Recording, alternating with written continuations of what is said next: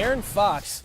It was just fancy. It was saucy. That's what they would call it. The move, he didn't shake Steph, but the move was real saucy. The advanced stats are going to say. A long, noisy out is what that was. The advanced stats are going to say, nope, not a good play. But we all know the talent shown there, high ceiling for that young point guard. Yeah, the ceiling is definitely high for De'Aaron Fox. And it's just because you look at this year, he is shooting the three-point shot a lot better than he did last year. I think last year he was around a 30% three-point shooter. This year he's up to 38, 39%.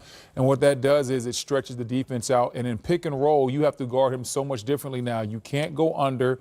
You can't confidently switch because he's able to take advantage of those mismatches. He is a next-level athlete when we talk about speed, quickness, and explosion. And if you put the average big on him, he's going to go by them very, very quickly. And if you give him the three-point shot, he's now knocking it down with confidence.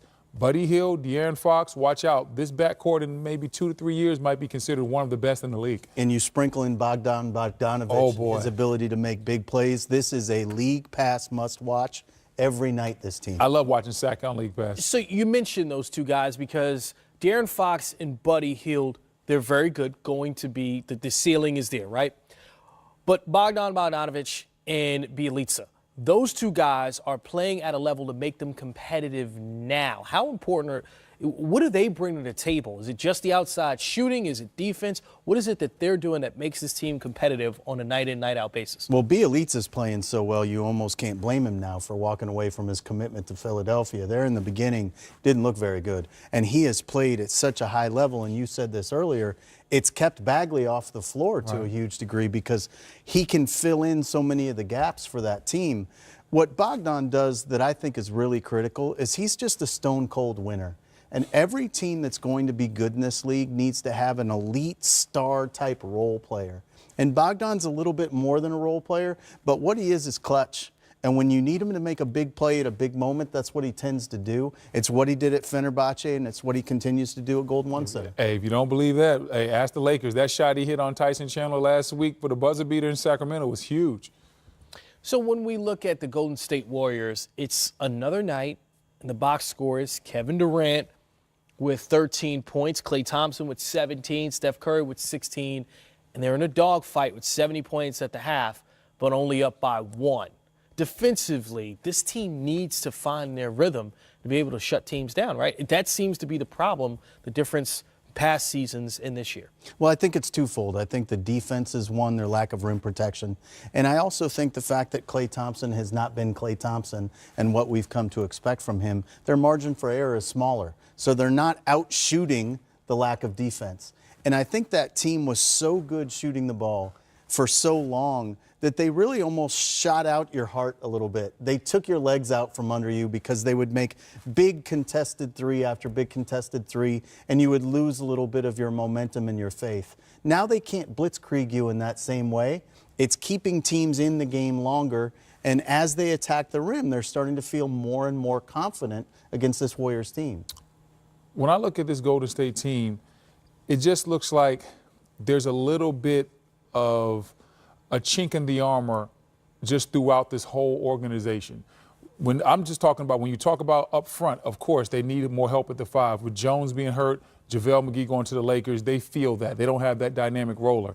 Then you look at the fact that guys like Draymond Green isn't playing well offensively. Klay Thompson isn't playing up to the level that he set offensively as a shooter. And then you have some of these little rifts, the rifts between Draymond and KD.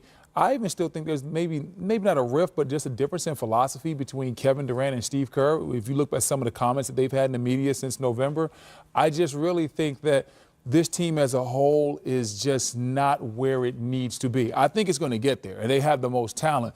But Golden State, this is probably the most vulnerable they've been.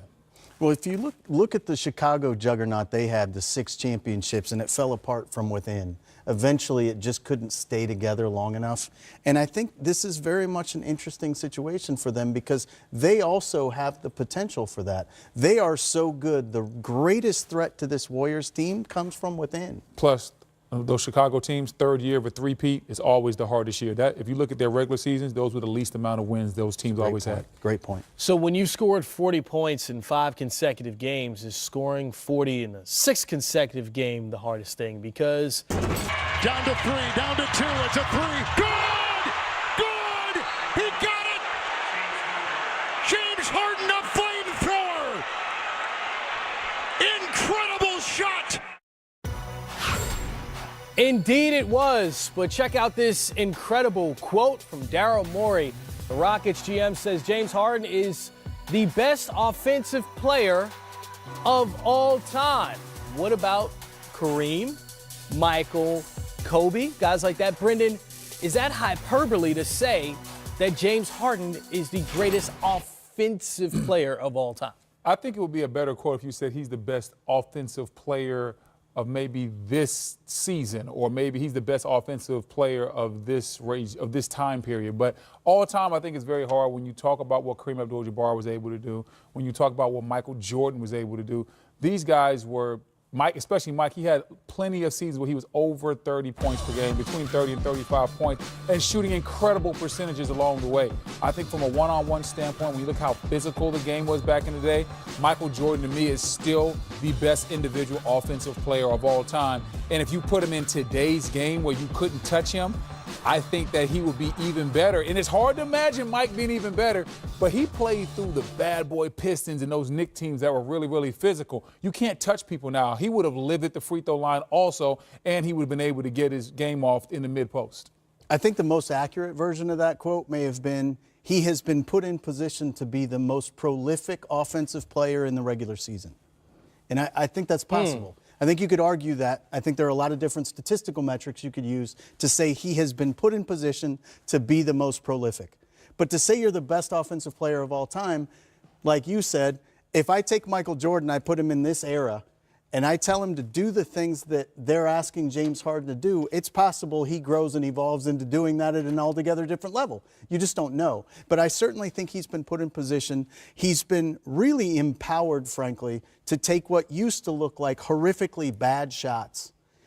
Mike D'Antoni is very comfortable with him taking those shots, and because they're running their entire offense through him, he goes 17, 18 seconds on the shot clock and then goes to a step back three.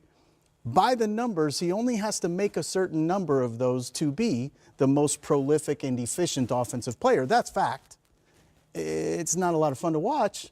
He's awfully. Oh, let's start the debate. Time out, Griff. I'm not going to let you come up here and slander James Harden's game. No slander. No slander. Saying it's not fun to watch. James Harden.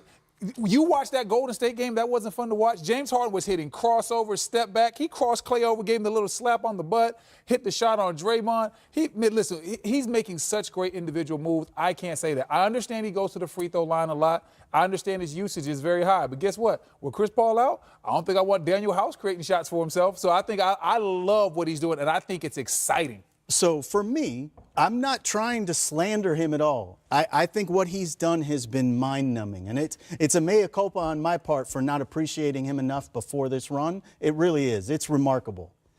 I don't like watching someone go dribble tantrum for 18 seconds. I don't. I like the ball to move. I like the game when it's symmetry in motion. I like it when it's the floor spread and the ball hums around. Now, look, the reality is most of the best players in this league play a very similar way to James.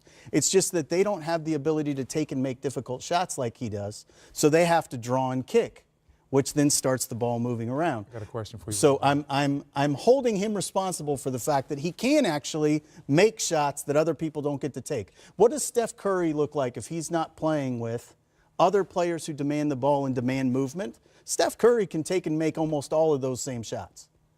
But he's not playing that way. And I would rather watch that product personally. And I think that Steph Curry can play a different way and he can play a different style because he gets absolute spacing when you talk about Klay Thompson and when you talk about those other players out there, Kevin Durant. He doesn't have to play that way. James has to play that way. Similar, my question was, when you say you don't like James Harden's style playing that way, it's the exact same style LeBron James had last year when they went to the finals. Right, but he's drawing and kicking. But who else was LeBron? Was LeBron going to let Jordan Clarkson take him to the playoffs? No, that is a recipe. Totally get it. That is a recipe for failure. I think that James Harden, he does have high usage, but guess what? I think a lot of guys have high usage in this league. And when you look at Houston's team, especially right now with what they have with Chris Paul being out, I think he has to play like this, and I love seeing it, and it's been successful. We just saw LeBron go to the finals last year, basically with him and 4 Rocks starting. It's a true story. Well, you mentioned that success. It's been 12 games of it, and what a run it's been for James Harden. 40 points a night over Big the game, last James. 12 games. I He got scored your at back, least James. 40 points in each of the last 5 games. Listen to the names on that list. Jordan, Kobe, AI. Those are the only other players who do it in the last 50 years. Are they good? Those names sound like good names. I think they're historically good. They're so, pretty good. will that streak extend to 6 games tonight, Brendan? I'm saying yes.